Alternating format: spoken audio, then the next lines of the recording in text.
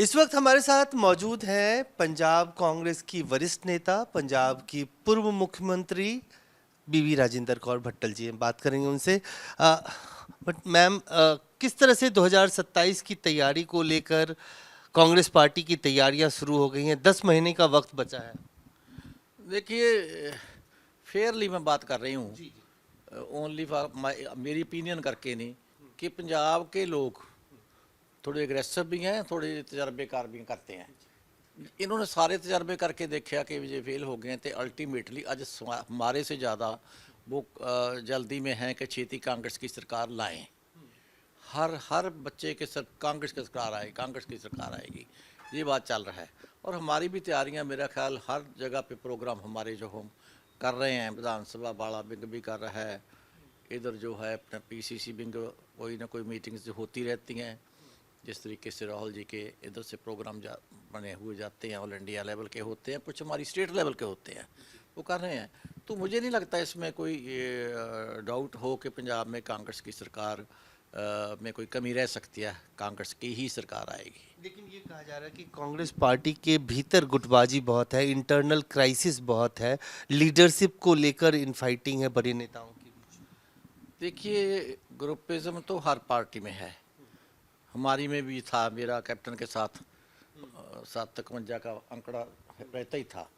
लेकिन ये बात मैं कह रही हूँ कि थोड़े हमारे जो यंगस्टर आए हैं, यंगस्टर अग्रेसिव होते हैं, इनमें से हर एक का क्लेम या एम्बिशन होना जो कोई बुरी बात नहीं है, एम्बिशन है।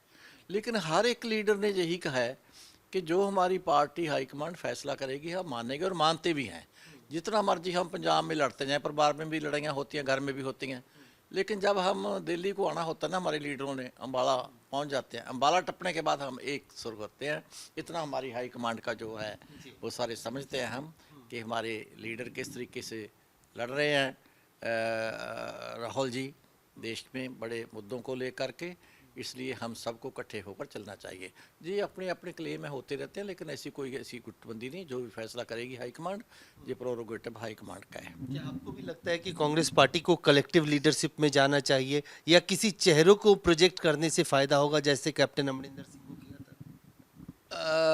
देखिए, जैसे कैप्टन अमरिंदर सिंह को जब किया था, मैं उस वक्त भी हक में नहीं थी, क्योंकि पहला फ़ोन मुझे आया था उस वक्त अहमद पटेल जी का कि आधी आधी टर्म देनी है, तो पहली टर्म आपको देनी है, राहुल जी आ रहे हैं। 1:15 रात को आया था, आपको पहला सीएम। मैंने कहा नाम मेरे को तो बिल्कुल ही ना करिए। और कैप्टन को बाद में? नहीं, हाँ, बाद की कैप्टन को देंगे। उन्होंने कहा था कि पहली आपको देनी है, जी अनाउंस करेंगे राहुल जी।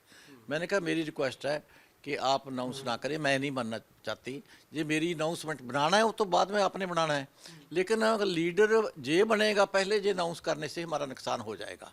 अगर आप मेरा अनाउंस करते हो तो नेचुरली कैप्टन को खुश करने के लिए लोग मेरे लोगों को हराने लग जाएंगे।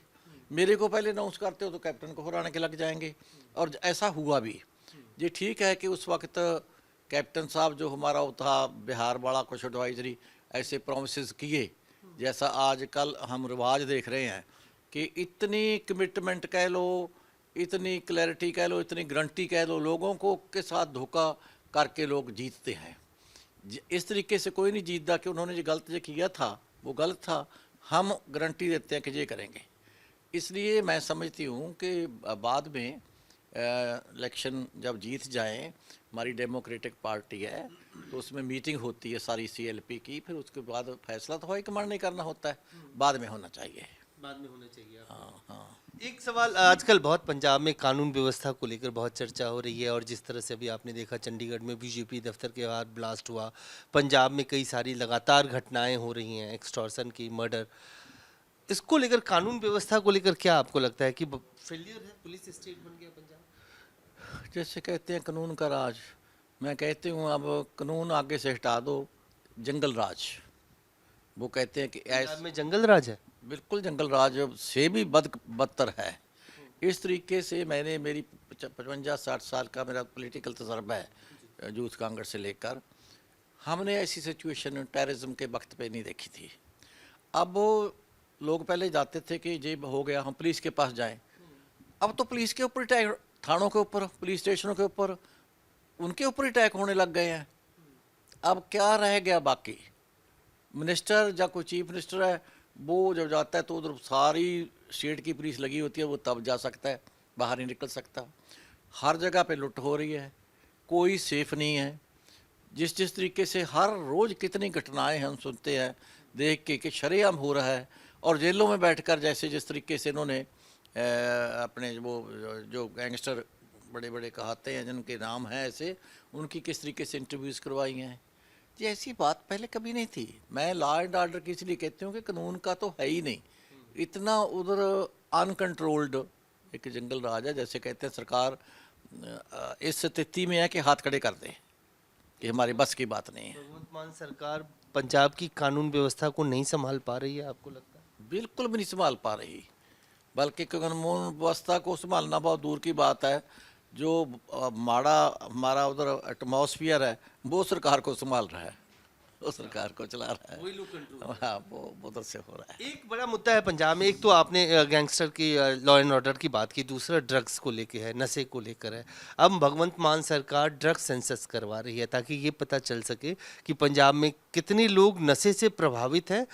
बाद में उसके समाधान के लिए कोई रास्ता योजना लेके आएगी सरकार। जब भगवंत मान अभी करवा रहे हैं, जो पहले 4 साल पहले जो करवाया था उसका क्या हुआ? ये एक ऐसी बात कि हम कर रहे हैं, किया तो कुछ है नहीं, कार्रवाई दिखाने के लिए कि इसका कितने % टाइम अभी तक मालूम नहीं हुआ इनको। पंजाब के रहने वाले हैं, पंजाब में जानते हैं। अब सब आम अगर किसी गांव के आदमी से पूछ लो, हर गांव में जिस तरीके से वो लोग बताते हैं। हमारे समय में जिस वक्त अभी टेररिज्म या कुछ और था, हमने गाँव की कमेटीज बनाई हुई थी, विलेज कमेटी। तो इस तरीके से अभी तक इनको यही नहीं मालूम कि कितना 90% तो पंजाब है जो नशे के हत्थे पे है, हम बता देते हैं इनको। तो उनको कैसे ख़त्म किया जाएगा? तो उस वक्त तो आप कहाँ होंगे मालूम नहीं, कौन सी पार्टी में होंगे मालूम नहीं भगवंत मान जी। तो इसलिए ये एक ऐसी जैसे कहते हैं मजाक वाली बात। मेरे देश का पहला राज्य होगा पंजाब, जहाँ पे लोगों को पता होगा कि इतने लोग नशे में हैं, और फिर उसके रेमेडी के लिए भी बात की जाएगी। मैंने यही एक एग्जांपल दे रही हूँ मैं आपको कि जब हमारी बेअंत सिंह सरकार आई थी, इतनी दहशत सी कि कोई घर से निकलता नहीं था, कोई बात नहीं करता था, मालूम नहीं कि आ जाएंगे कि जना आ जाएंगे।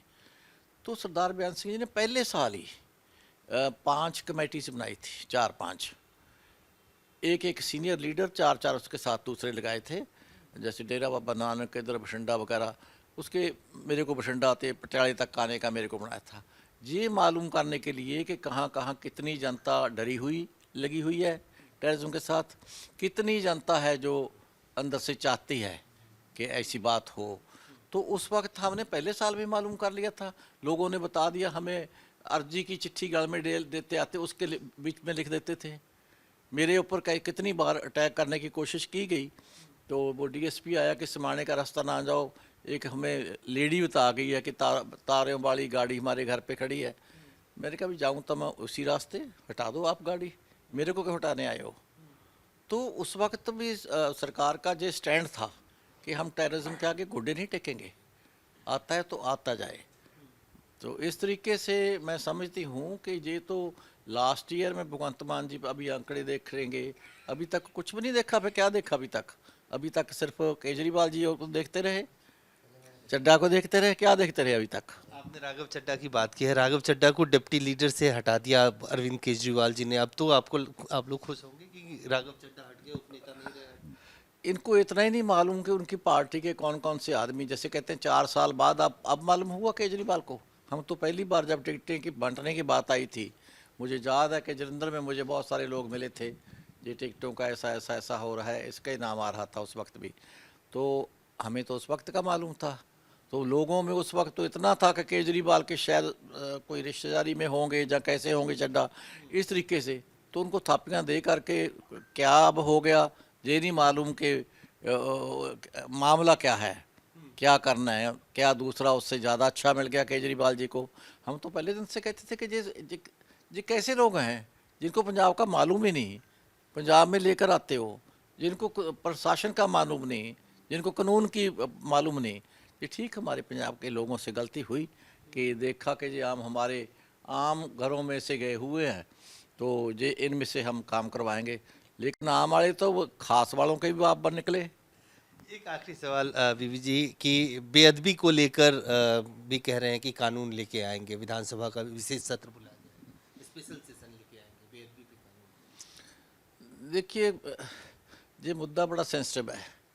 कभी कभी मेरा मन करता है मैं इसके ऊपर बहुत खुलकर बात करूं, लेकिन आप जानते हैं कि हर पॉलिटिकल आदमी शरेआम ये बात करनी थोड़ी, क्योंकि उसके लिए समय भी है। जैसे आपने कहा ना कि आप पता करते हैं, आप कानून लाएंगे, तो हमारी उस वक्त भी बयान सिंह जी ने 3-4 कमेटीज बनाई थी कि बाहरले मुल्कों में हमारा, स्पेशली कनेडा में बहुत प्रचार है, ये हुआ वो हुआ, बेअदबी हुई, हमसे भी हुई। अब सुखबीर बादल वाली बातों से अब कैप्टन के गुटके लेकर इन्होंने तो शरेआम ही करके दिखा दी ना। तो उस वक्त भी हमने जाकर दोनों चीज़ें सामने रखी थी कि हम तो कभी नहीं करना चाहते। हमारे तो इंदिरा जी ने जो अपने इधर शायद गुरुद्वारा साहब को ज़मीन दी थी अपने पुरानी दिल्ली में, अपनी पुलिस कोतवाली को की ज़मीन थी, वो गुरुद्वारा साहब को दी थी। सिख नौजवान थे हमारे मन में, तो ऐसा सिख भी हमारे बने, मिनिस्टर एससी भी बने, सब कुछ बने, हमारे मन में नहीं था कभी भी। बड़ा सत्कार था, तो आज भी है। लेकिन जो उसके बाद जैसे कहते हैं इनकी जो सिखों की नुमाइंदा जमातें कहती थी, वो नुमाइंदा जमातों के समय में जो हुआ, उसको कहाँ केस कैसे हुआ, किसने देखा, कहाँ, उसका मालूम ही नहीं। और उसके बाद जैसे हम कहते हैं कि दमदमा साहब में गुटका लेकर हमारे ही मुख्यमंत्री थे, मेरे को कहते थे आइए मेरे साथ खड़िए, मैं कहा मैं नहीं खड़ती, मैंने कभी झूठे का ना गवाह बनी हूँ ना मैं साथ दिया है। वो सामने स्टेज पे उन्होंने अनाउंस किया था। तो ये जैसे आप कहते हो कि सोचती हूँ कभी कभी किसी चैनल के साथ बैठकर इस पर बात करूँगी कि हर चीज़ का लाएंगे कानून, उसका होगा क्या, पहले भी चल रहा था, क्या बना, क्या किया, किसने पहला पत्थर मारा, ये देखना पड़ेगा हमें।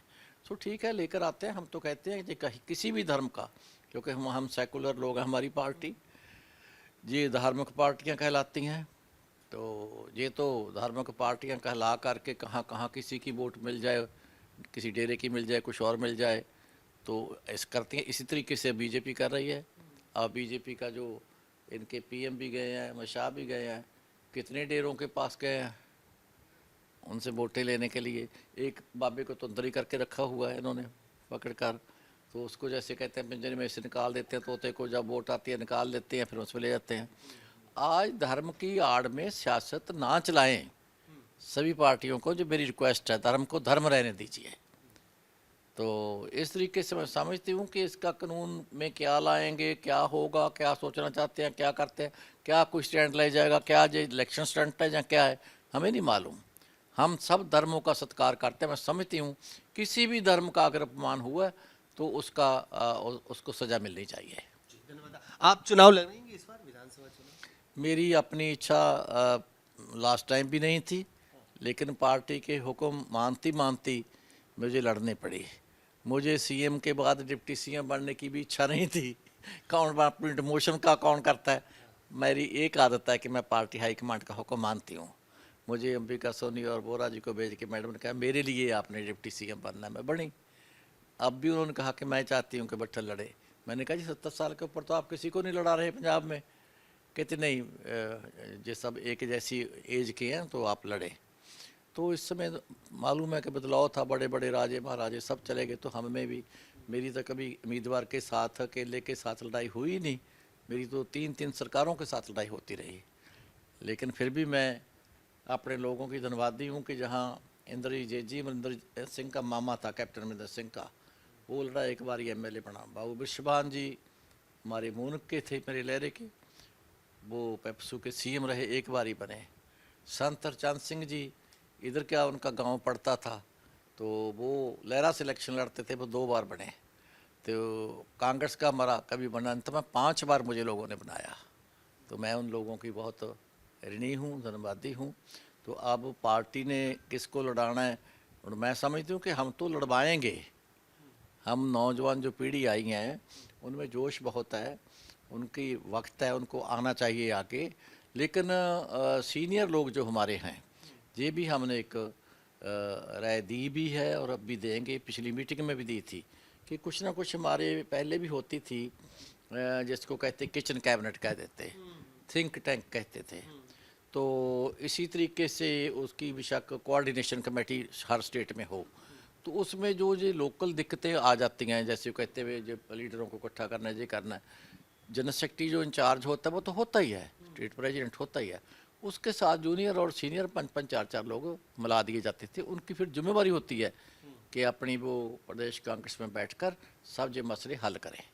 और अब हमें भी अब इसके साथ तो आप अपने आप को उस रोल में देखती हैं कि चुनाव लड़वाएं? हम लड़वाएंगे, बनाएंगे और साहब हमें ये बात कहेंगे कि कोऑर्डिनेशन कमेटीज बनाओ। और दूसरी मैं कहती हूँ कि अब जो लड़ाई लड़ रही है, इसको हटा दो, मेरे को बना दो, इसको, ये चल रही है भाई, आप लेकर आओ, स्टेट के मुद्दे लेकर आओ कि हम ये करना चाहते हैं, इस वर्ग के लिए ये करना चाहते हैं। और दूसरा, जैसे पहले भी गारंटियाँ लेकर आए थे, चोन कमीशन से भी मैं रिक्वेस्ट करती हूँ कि जो अगर ऐसी गारंटी लेकर आता है, जहाँ मैनिफेस्टो के जरिए आता है, गारंटी के जरिए आता है, अनाउंस, उसके ऊपर अगर मैं मानती हूँ कि 100% का भी पूरा नहीं होता, लेकिन मोर देन 50% हो, जैसे हमारा 70% तक, 80% तक हुआ, उनको सज़ा होनी चाहिए। ये लीगल गारंटी है, लीगल कमिटमेंट होनी चाहिए, मैनिफेस्टो को लीगल, जो भी है। हाँ, इनको ऐसे लोगों के साथ धोखा नहीं। तो साफ तौर से बीबी राजेंद्र कौर भट्टल जी का कहना है कि जो भी मैनिफेस्टो में प्रॉमिस किया जाए उसको लीगल गारंटी के तौर पे देखा जाना चाहिए, और 50% से ज़्यादा अगर कम से कम इतनी गारंटी नहीं पूरी हो तो उसके लिए सज़ा का प्रावधान हो। कैमरान फिरोज के साथ अजय शाह, दैनिक सवेरा दिल्ली।